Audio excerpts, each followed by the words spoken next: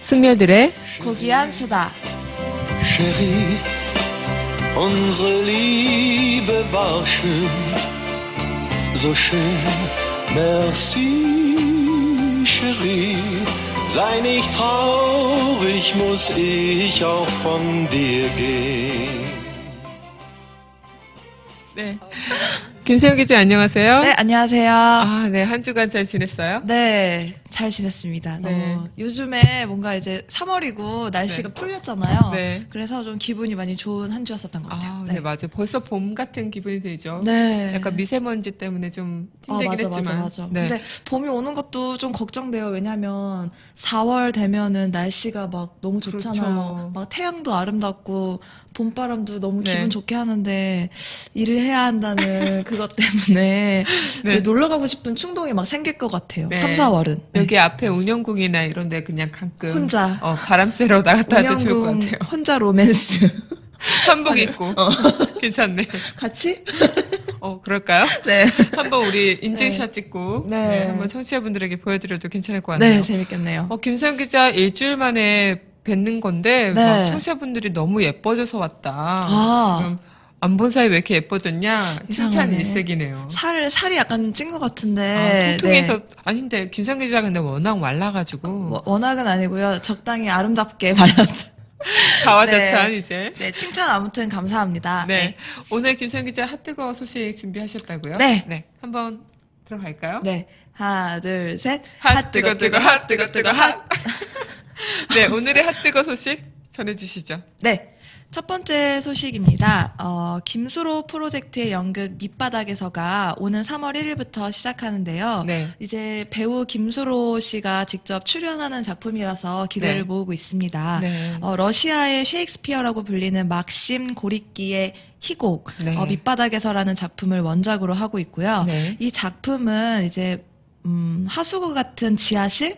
그런 곳에서 사는 이제 밑바닥 인생들의 이야기를 그리고 있는데요. 이 연극을 통해서 삶의 희망과 또 그 희망으로 인한 상처를 잘 보여주고 있는 극이라고 할 수 있겠습니다. 네. 네. 김수로 씨의 연극이라고 해서 그런지 약간 네. 김수로 씨가 그동안 뭐 코믹 이런 네, 쪽을 맞아요. 많이 하셨잖아요. 네. 좀 어떤 느낌으로 이 희곡을 다룰까 생각이 드네요. 네. 네, 다음 소식은요?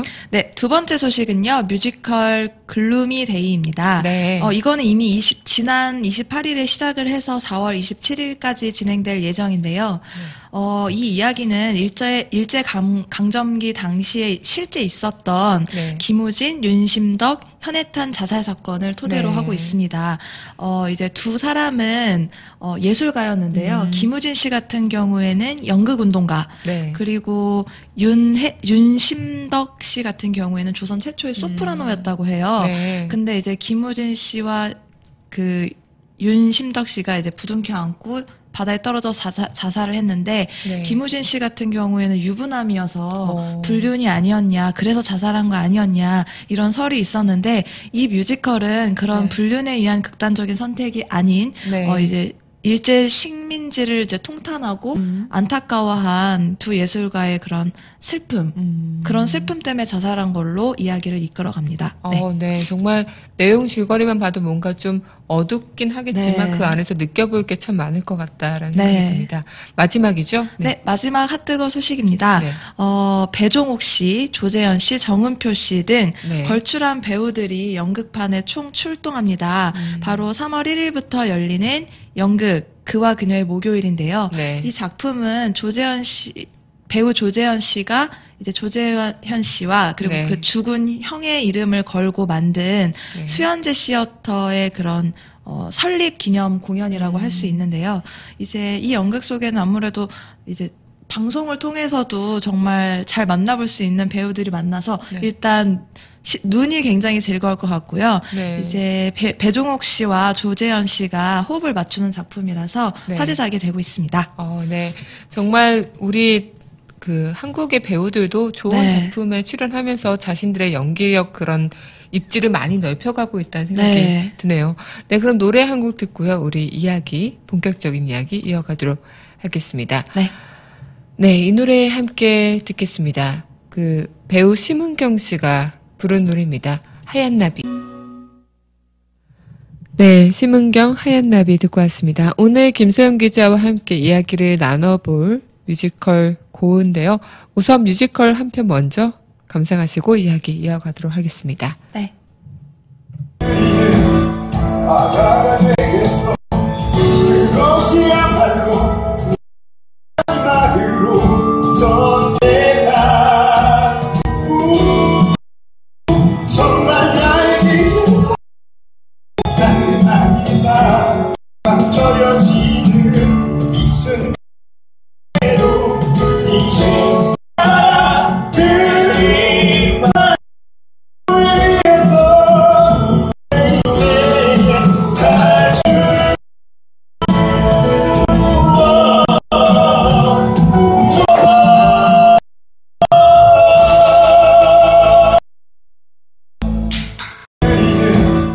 바다가 되겠어.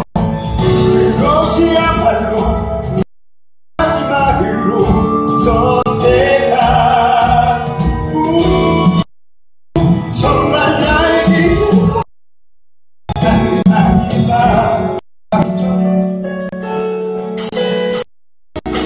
내 이름을 딴다. 빈센트 너에게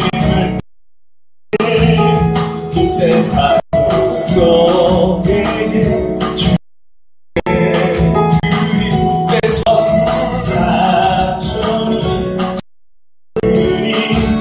널 위해서 행복하게 살 내 이름을 딴다. 빈센트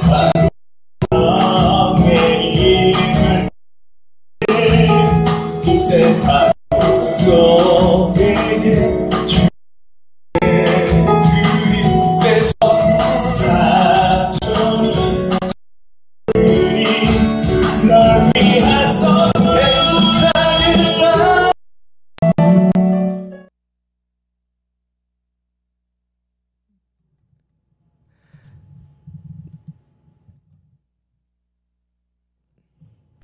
네, 지금 뮤지컬 고흐 장면 보셨을 텐데요. 정말 화면이 멋있죠. 네. 지금 조금 버퍼가 있어서 좀 아쉽긴 한데요. 그래도 김소영 기자의 그 네. 신랄한 그런 묘사를 바탕으로 네. 다시 한번 감상해 보시기 바라겠습니다. 네. 이 뮤지컬 고흐 하면은 고흐의 삶을 조명한 그런 뮤지컬인 네. 건가요? 네. 이제 아무래도 예술가라면 고흐를 주제로 작품을 만들고 싶다 이런 네. 생각을 하시는 분이 되게 많을 건데요. 아무래도 고흐하고 관련된 뮤지컬 중에서는 국내 네. 최초라고 할 수 있을 것 같습니다. 네. 우선 뭐 고흐는 이제 여러분들도 잘 아실 거예요. 이제 고갱과 말싸움을 하다가 네. 너무 화가 나고 격분한 나머지 면도칼로 자신의 귀를 자른 화가. 네. 정말 그리고- 성격이 네. 어떻게 과격하다고 할 수도 네. 있는데. 네. 그리고 이제 나중에는 자신이 정신병에 시달린다는 거를 인정을 하고 네. 이제 병이 어느 정도 호전되는 것 같다가 결국에는 이제 밀밭에서 권총으로 자신의 가슴을 쏴버리는 그런 네. 비극의 화가라고 많이 네. 알고 계실 거예요. 근데 이번에 열리는 뮤지컬은 그런 우리가 통상 알고 있던 비극의 화가, 뭐 불운의 화가, 아니면 미치광이 화가, 네. 아니면 정신병이 있었던 화가, 그렇죠. 그런 화가 고흐의 모습이 아니고요. 네. 인간 화가는 어땠을까? 그거에 초점을 맞춰서 뮤지컬이 진행이 됩니다. 네. 그래서 아무래도 시작은 이거였다고 해요. 고흐가 평생을 살면서 37살인가 이제 생을 네. 마감한 걸로 알고 있는데 네. 그렇게 37살을 살면서 미술은 되게 늦게 시작했거든요. 네. 20대 후반에서야 이제 그렇네요. 제대로 된 네. 미술을 시작한 거 생각하면 제대로 된 미술 기간은 13년. 그 기간 동안 2,000점이 넘는 작품을 그렸는데도 네. 단 한 작품, 살아생전에 단 한 작품밖에 팔지를 못했대요. 그때 당대는 인정을 못 받았군요. 네, 네. 인정을 못 받았는데도 네.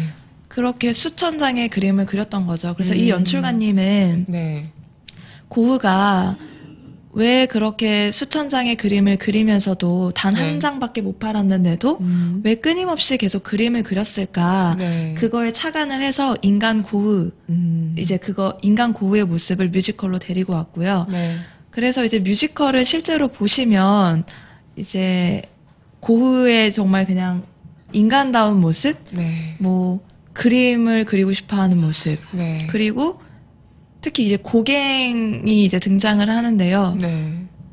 이제 고흐가 고갱을 이제 약간 질투를 했던 모습이 드러나요. 네. 그러니까 고갱이 이제 그림을 잘 그리고 아무래도 유명한 화가이다 보니까 이제 태호에게 보낸 그 편지 속에 보면은 고갱을 약간 따라하는 듯한 그림도 그려져 있다고 하더라고요. 네. 그러니까 질투심, 뭐 아니면 나는 직장이 없어, 뭐 이런 푸념이라던가 네. 아니면 지금 내가 돈이 없어서 모델비가 없어. 그래서 나는 인물화를 못 그려. 이런 되게 현재의 어려운 궁핍함. 네. 그런 것들을 보면은 이제 현재 우리가 겪고 있는 문제들, 꿈을 이루고 싶은데 그게 잘 안 되는 우리들의 모습과 약간 맞물리는 지점이 있거든요. 네. 그래서 뮤지컬 빈센트 반 고흐는 이제 그런 인간 고흐의 모습을 정말 잘 보여주고 있습니다. 네.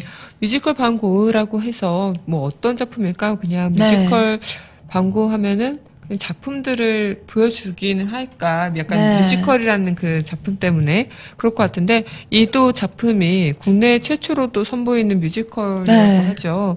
굉장히 그만큼 또 색다를 것 같은데 거기에 또 태호랑 고흐만 등장하는 2인극이라는 얘기 들었어요. 네. 네. 어떤지 태호의 역할이 여기서는 또 똑같이 우리가 알고 있는 그 태호의 역할로 나오나요? 네, 네. 태호는 네. 굉장히 이제 우리에게 그냥 이제 고흐에게 정신적, 금전적 지지자, 그리고 예술적 지지자라고만 많이 알려 있는데요. 네. 실제 저는 태호라는 인물이 굉장히 궁금했어요. 네. 고흐가 성격이 되게 기쁠 때는 아기처럼 기뻐하고 슬플 때는 정말 죽을 것 같이 슬퍼하는 네. 그렇게 약간 좀 대하기 어려운 성격이었다고 하는데 고흐가 유일하게 의지했던 인물 태호. 그래서 저는 어떻게 보면은 좀 태호라는 인물이 더 궁금했는데 이 뮤지컬을 보시면 이제 태호가 어떤 인물이었는지 그래도 명확하게 그려지는 편이에요. 네. 그러니까 이 태호 역을 맡은 김태훈 배우님께서는 태호가 어떤 인물이냐 이런 질문에 이렇게 답을 하셨어요. 필터 같은 인물이다. 이렇게, 필터. 네, 이렇게 대답을 아니면 특별한 선물을 준 인물이다 네. 이렇게 하는데요. 왜냐하면 태호는 아무래도 현실에 수긍을 하고 이제 현실과 타협해버린 인물이에요. 하지만 고흐는 자신의 예술 세계나 아니면 자신이 그리고자 하는 바를 위해서 네. 세상과 현실과 전혀 타협을 하지 않거든요. 네. 근데 이제 태호는 이미 타협을 해버렸기 때문에 형만큼은 순수하게 예술을 지켜나갔으면 좋겠다.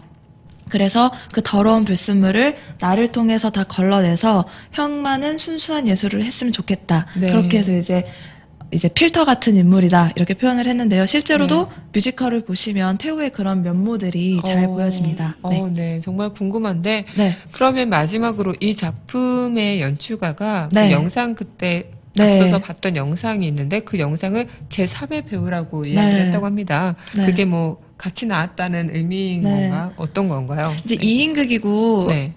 이제 배경으로는 영상이 사용되는데요. 아무래도 명작이다 보니까 네.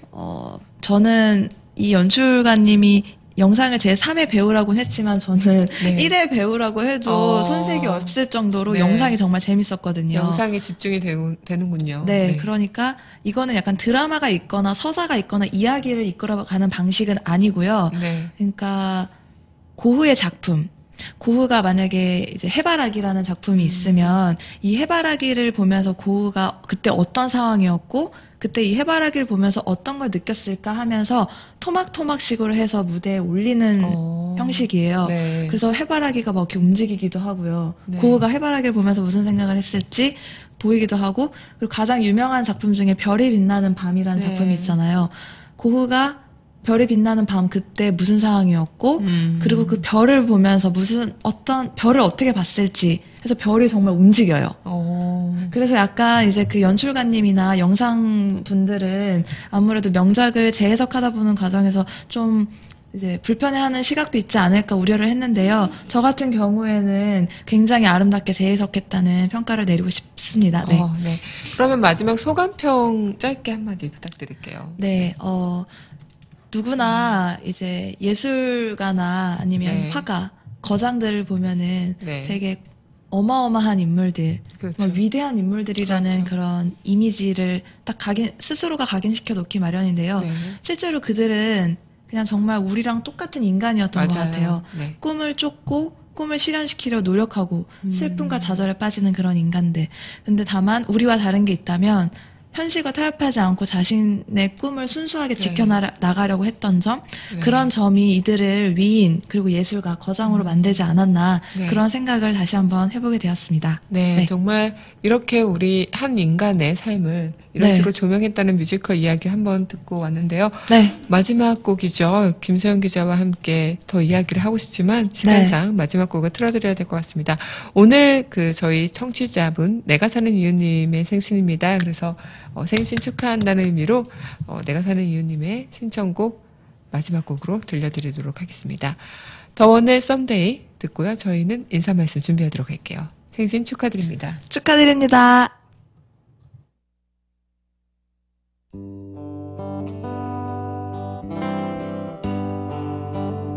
어느 날 그대를 만나서 사랑의 기쁨을 깨닫고 나 같은 남자도 사랑을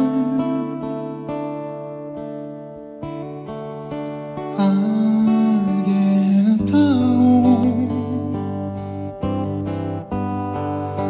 어느 날 그대를 만나서 사랑의 의미를 배우고 나라는 사람이 있던 걸